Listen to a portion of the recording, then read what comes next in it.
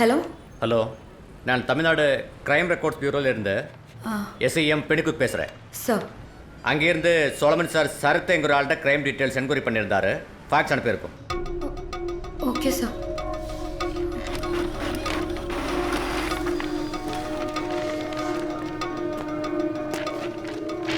ശരത് ബാലകൃഷ്ണൻ ഇവനാൾ കൊള്ളാലോ. കൊലപാതകത്തിൽ പ്രവൃത്തി പരിചയമുള്ള ആളാ. സ്കൂളിൽ പഠിക്കുന്ന സമയത്ത് രണ്ടനച്ഛനെ കറണ്ടടിപ്പിച്ച് കൊല്ലാൻ നോക്കിയ ആളാ. എങ്ങനെയുണ്ട്? ഇതൊക്കെ പറയാൻ വേണ്ടിയിട്ടാണ് ബർത്ത്ഡേ അന്ന് ഞാൻ വന്നത്. എന്നെ ഇതൊരാൾ സ്നേഹിച്ചിട്ടില്ല, എൻ്റെ സ്വന്തം അമ്മ പോലും. ഞാൻ തിന്നതിൻ്റെയും പഠിച്ചതിൻ്റെയൊക്കെ കണക്കൊരു ഡയറിയിൽ എഴുതി വെച്ചിട്ടുണ്ട്. എൻ്റെ അമ്മയുടെ ഭർത്താവ്, അയാളുടെ പൈസ മൊത്തം എനിക്ക് തിരിച്ചു കൊടുക്കണം. അതാ റിസ്ക് എടുത്തിട്ടാണെങ്കിലും സിയുടെ കോട്ടേഴ്സ് കയറി ആ ബാഗ് എടുത്ത് കൊടുക്കാമെന്ന് ഞാൻ ഏറ്റത്. 10 ലക്ഷം രൂപ തരാമെന്ന് നിഖിൽ സാർ എന്നോട് പറഞ്ഞത്. പക്ഷെ എന്നത് ചെയ്തിട്ടില്ലടൂ. നീ എന്തുട്ടി കാണിക്കുന്നു സുജയ? ഇവന് വേഗം പറഞ്ഞുവിടാ നോക്കാം, അല്ലെങ്കിൽ ഇവിടെ അറസ്റ്റ് നടക്കും. അയാൾ എന്നെ അറസ്റ്റ് ചെയ്തോട്ടെ, എനിക്കിനി പേടിച്ചിരിക്കാൻ വയ്യ. ഞാൻ വേണമെങ്കിൽ ഇപ്പൊ തന്നെ അയാളോട് ഒരു കാര്യങ്ങളൊക്കെ പറയാം.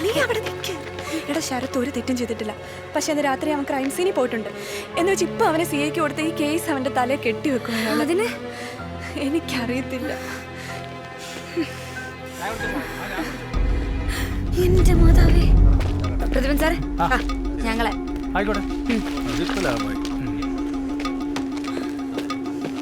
നടക്കും. എടി പ്ലീസ്, ഞാനും കൂടെ കാരണം ഈ പ്രശ്നമൊക്കെ ഉണ്ടായി. നീ എന്തേലും ചെയ്യ, എനിക്കൊന്നും അറിയത്തില്ല. ഇപ്പൊ തൽക്കാലം എൻ്റെ കൂടെ വാ.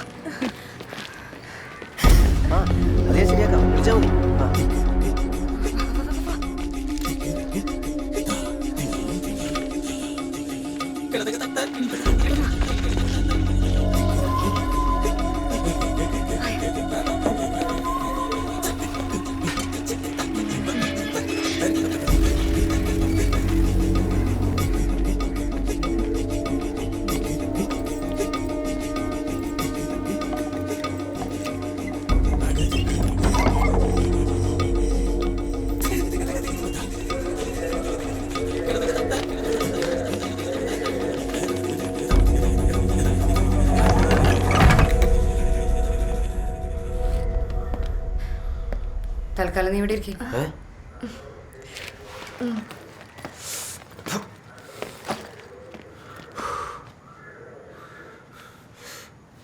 എനിക്ക് വേണ്ടി നിങ്ങൾ ഇങ്ങനെ ടെൻഷൻ അടിക്കില്ലേ? അയാൾ എന്നെ പിടിച്ചു കുറെ തല്ലുമായിരിക്കും, അത്രയല്ലേ ഉള്ളൂ. ഇങ്ങനെ പേടിച്ചിരിക്കുന്നതിനൊക്കെ ഭേദം അതാ. അന്നാ നീ സറണ്ടറാടാ. എനിക്കൊന്നുമില്ല. സുജയ്ക്ക് ഇതിന്റെ പേരിൽ ഒന്നും ഉണ്ടാകരുത്. സുജയ്ക്ക് എന്ത് പ്രശ്നം ഉണ്ടാവാനാ ക്ലൈന? അയാൾ എന്നെ തല്ലിക്കൊന്നാലും സുജയ്ക്ക് പ്രശ്നം ഉണ്ടാവുന്ന ഒരു വാക്ക് പോലും എന്റെ വായന്ന് വീഴൂല. നിനക്ക് അയാളെ കുറിച്ച് എന്തറിയാം? തൽക്കാലം നീ ഇവിടെ പറയുന്ന കേക്ക് പ്ലീസ്.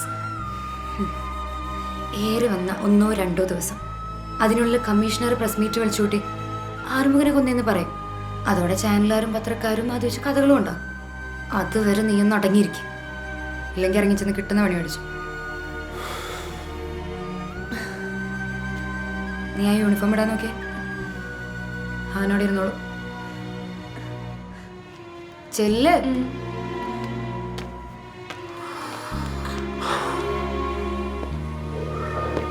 വേഗം.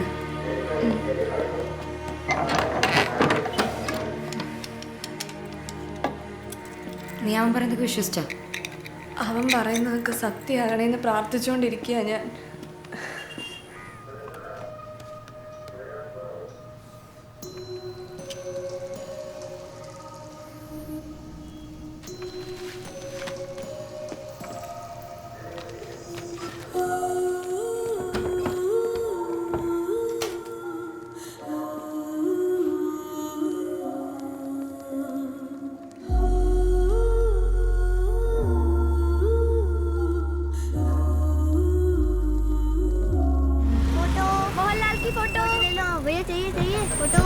സർ, മോഹൻലാൽ, മമ്മൂട്ടി, തലജിത്ത്. ജയന്റെ ഉണ്ടോ? ജയൻ ഇല്ല സർ, ഇല്ല. സർ,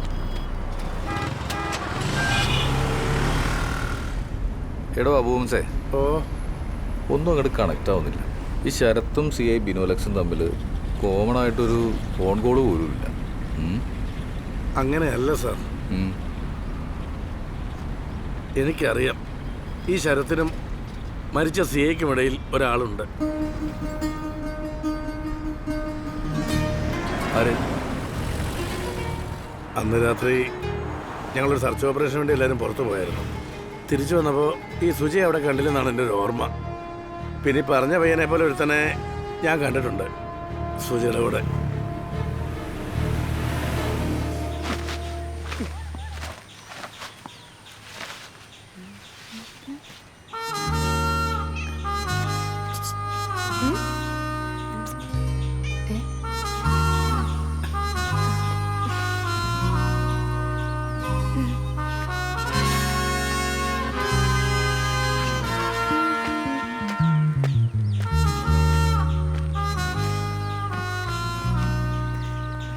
എന്താ എൻ്റെ പേര്?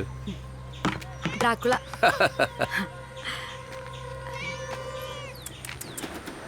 നീ സൂക്ഷിച്ചും കണ്ട് നിന്നോണം. ചോര കുടിക്കുന്ന തന്നെ നല്ലൊരു സ്ട്രോങ് ചായ തരും, മീഡിയം മധുരം. ചെല്.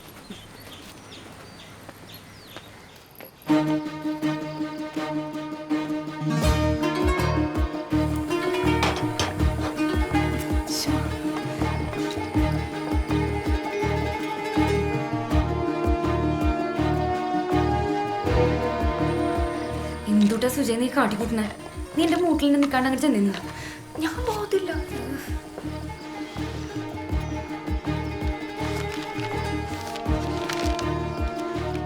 മനസ്താപ പ്രകരണം. മേലിൽ പാവം ചെയ്യില്ലെന്ന് ദൃഢമായി ഞാൻ പ്രതിജ്ഞ ചെയ്യുന്നു.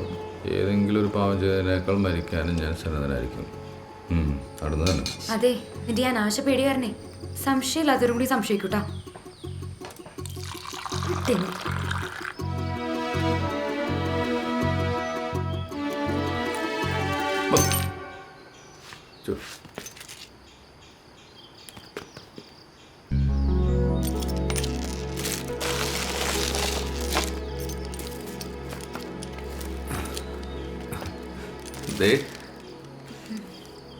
ഒരു സമ്മാനം കിട്ടിയിട്ട് തുറന്നു പോലും നോക്കിയിട്ടില്ല.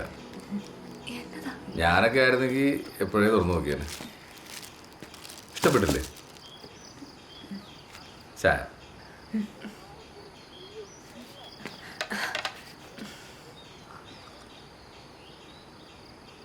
നിങ്ങളിൽ ആരാ ലാലേട്ടൻ ഫാൻ? ഞാൻ ലാലേട്ടൻ ഫാൻ, ഇവള് മമ്മൂക്കാൻ്റെ ആളാ. ഞാൻ രണ്ടുപേരും ഫാനാ. ഇത് പുതിയതാണോ? അല്ല, പഴയതാ. പഴയതാ, കണ്ടറിയാം. നീ പറയാവുന്നത്ര നോണയൊക്കെ പറയും. സത്യം ഞാൻ പുറത്തു കൊണ്ടിരുന്നു.